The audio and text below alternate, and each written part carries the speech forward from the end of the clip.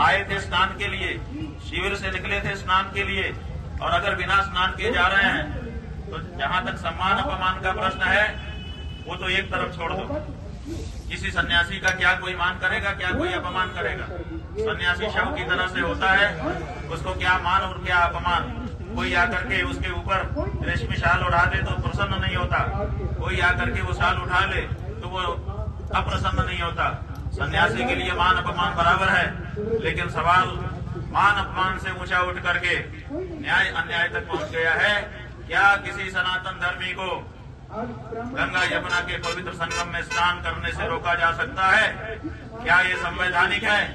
क्या यहाँ पर जो छोटे छोटे बच्चे थे जो अपने वेद शास्त्र का अध्ययन करने के लिए घर से निकले हुए थे, जो यहाँ पर आकर के कुंभ जैसे पर्व को समझना चाहते थे कि ये कैसा होता है पर्व, यहाँ क्या क्या होता है, यहाँ आकर के अपने हिंदू धर्म की विशालता का अनुभव करने के लिए पहुंचे थे। यहाँ पर जो दंडी स्वामी आए थे, यहाँ पर जो हमारी साध्वियां आई थी, यहाँ पर जो हमारे बुजुर्ग आए थे, उन सब का जो अपमान किया गया और उनको स्नान से वंचित किया गया। अब यहाँ पर न्याय और अन्याय की लड़ाई है, संविधान और धर्मशास्त्र की लड़ाई है। और भारत जैसे देश में जहाँ बहुसंख्यक सनातनी रहता है, उसी देश में जिसमें वो सर्वाधिक संख्या में हो, उसी देश में उसका और उसके प्रतीकों का अपमान करने की लड़ाई है। इसलिए क्या करेंगे, क्या रणनीति? इसकी तो हमको बैठ करके रणनीति बनानी होगी। अभी तक तो हमने कोई रणनीति बनाई नहीं, हमने सोचा ही नहीं, क्योंकि हमारा ये विश्वास था कि लंबा समय मिल गया है, सरकारें इस पे चिंतन मनन करेगी, उत्तर प्रदेश की सरकार भी करेगी, और उत्तर प्रदेश की सरकार जिस पार्टी की है उसी पार्टी की सरकार केंद्र सरकार भी है, वे भी इस पर चिंतन मनन करेंगे, क्योंकि केवल ये उत्तर प्रदेश का मसला नहीं है, ये विश्व में जहाँ पर भी सनातनी हिंदू विद्यमान है उन सब का मसला है। जरूर इस पर विचार होगा। इसलिए हम भरोसा करके आशा करके बैठे हुए थे, लेकिन आज 11 दिन के बाद वो आशा हमारी टूटी है। और इसीलिए अब इस बारे में हम जो हमारे सहयोगी लोग हैं, चिंतक लोग हैं, उनको बुलाएंगे और बुला करके उनके साथ बैठेंगे और एक रणनीति बनाएंगे और उसकी घोषणा आपके माध्यम से करेंगे। और उसका क्रियान्वयन करते हुए सनातन धर्म के मान्य प्रतीकों की रक्षा के लिए जो भी करना होगा वो सब करने के लिए हम आगे बढ़ेंगे, क्योंकि सनातनी असहाय हो रहा है। हिंदू हिंदू की बात तो कही जा रही है, लेकिन असली हिंदू जो सनातन धर्म को मानने वाला है, जो वेद शास्त्र को मानने वाला है, जो नदियों में स्नान को पुण्य मानता है, जो भगवान के प्रति भरोसा रखता है, ऐसे जो हमारे सनातन धर्मियों हैं उनकी सुध लेने वाला कोई नहीं है। जहाँ देखो धड़ल्ले से मंदिर तोड़े जा रहे हैं, जहाँ देखो वहीं पर संतों का अपमान किया जा रहा है, जहाँ देखो वहीं पर सरकार चढ़ाई कर रही है। वृंदावन में देखिए, हमारे मंदिर में जहाँ पर एक परंपरा स्थापित है, जहाँ पर परंपरा से भगवान की पूजा अर्चना होती है, वहाँ के गोस्वामियों को मारपीट करके, बदनाम करके, धक्का मार करके, पुलिस को आगे करके उस मंदिर को अपने कब्जे में लेने के लिए सरकारें प्रयास कर रही हैं। सरकारें जब धर्मनिरपेक्ष हैं तो धार्मिक परिसरों में उनका क्या काम है? ये सब जो चीजें हो रही हैं, इनका प्रतिकार तो सनातनियों की ओर से किसी न किसी को करना होगा।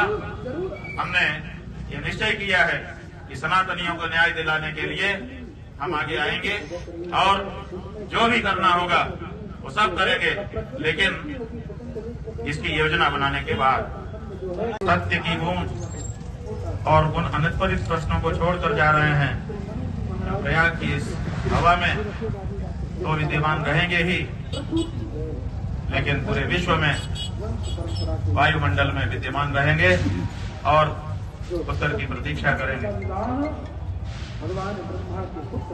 जो कुछ कहना था सब कहा जा चुका है। एक बात आपको बतानी है कि कल सायंकाल और आज प्रातःकाल प्रशासन की ओर से ब्रह्मचारी श्रीधरानंद जी के माध्यम से अखिल भारतीय धर्म संघ के श्रीमान जगजीतन पांडे जी की ओर से और हमारे मुख्य कार्याधिकारी श्रीमान चंद्र प्रकाश उपाध्याय जी के माध्यम से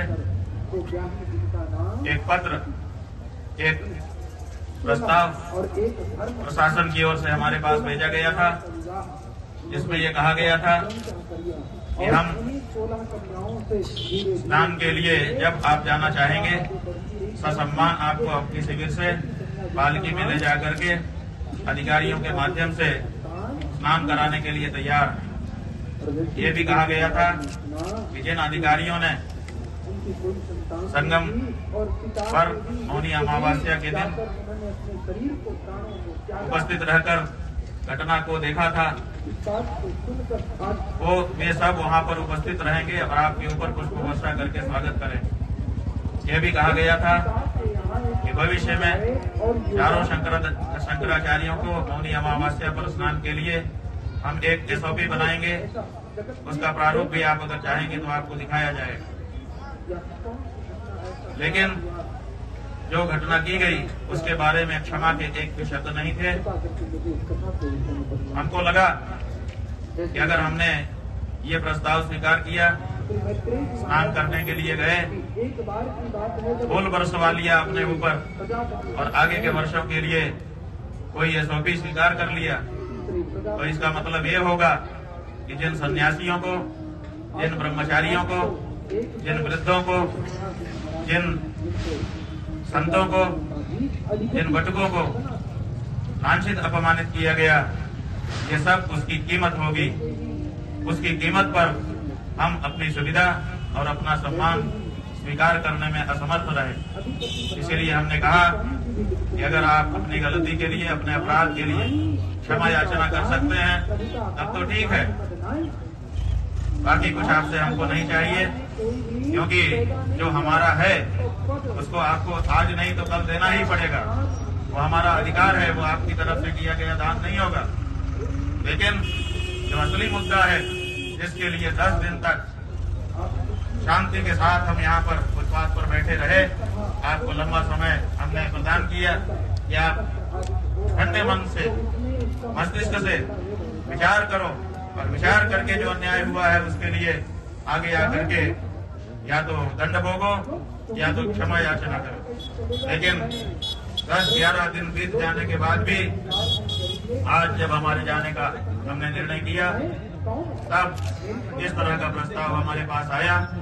लेकिन वो प्रस्ताव हम इसीलिए स्वीकार नहीं कर सके क्योंकि हम जिंदगी भर के लिए अगर इस प्रस्ताव को स्वीकारते तो हमारी आत्मा हमको स्वीकारती कि तुमने ये जो सुविधा पाई है, तुमने ये जो SOP लिखवाई है, वो ब्रह्मचारियों, सन्यासियों, बटुकों, वृद्धों, स्त्रियों के असम्मान की कीमत पर पाई है। इसको कभी भी हमारा हृदय स्वीकार नहीं कर सकता था। इसलिए हमने प्रस्ताव को ठुकरा दिया है और हम भारी मन से यहाँ के लिए जा रहे हैं। आप जो पूछेंगे हम सबका प्रश्न उत्तर करेंगे, लेकिन मन बोझिल है, इसलिए हम चाहेंगे कि आपके प्रश्नों और इस वक्तव्य के बीच में कम से कम कुछ क्षण का एक मौन हमारे बीच में रहे, जो साक्षी रहेगा कि जो मुगलों के समय नहीं हुआ वो तथाकथित हिंदू सरकारों के समय में हुआ है। और ये बात हर सनातनी के हृदय को विचार के लिए उत्तेजित करेगी और इस पर विचार करने का असर आएगा।